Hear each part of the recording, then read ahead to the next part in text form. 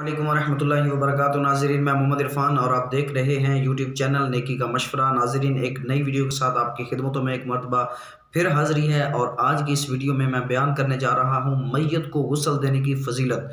ناظرین، یہ بہت اہم ٹاپک ہے، اس پر اگر گفتگو کرنا شروع کریں تو شاید یہ ویڈیو بہت لمبی ہو جائے اور کئی ویڈیوز بن جائیں، تو میں صرف یہاں پر آپ کو فضیلت بیان کرنے کی کوشش کروں گا کہ میت کو غسل ہمیں دینا چاہیے۔ بعض لوگوں کے ذہنوں میں یہ سکیچ بیٹھا ہوا ہے کہ میت کو غسل دیں گے تو بھائی پتہ نہیں ہمیں کیا ہو جائے گا، ہم پر کوئی اثر نہ پڑ جائے، اسی طرح میت کو غسل دینے کے بعد ہمیں خود غسل کرنا پڑے گا یا نہیں کرنا پڑے گا۔ تو ایسا کوئی سین نہیں ہے۔ میت کو غسل دینے کے بعد مستحب یہ ہے کہ آپ خود بھی غسل کر لیں، اگر نہیں بھی کریں گے تو کوئی مسئلہ نہیں ہے۔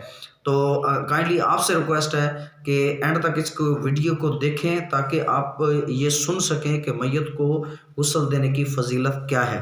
چنانچہ المعجم الکبیر للطبرانی جلد 8 صفحہ نمبر 281 پر یہ روایت موجود ہے۔ نبی کریم رؤوف الرحیم صلی اللہ علیہ وآلہ وسلم نے ارشاد فرمایا، جس نے میت کو غسل دیا پھر اس کی پردہ پوشی کی تو اللہ پاک اس کے گناہوں کو دھوئے گا، اور جس نے میت کو کفنایا تو اللہ پاک اسے سندس یعنی نہایت باریک اور نفیس کپڑے کا لباس پہنائے گا۔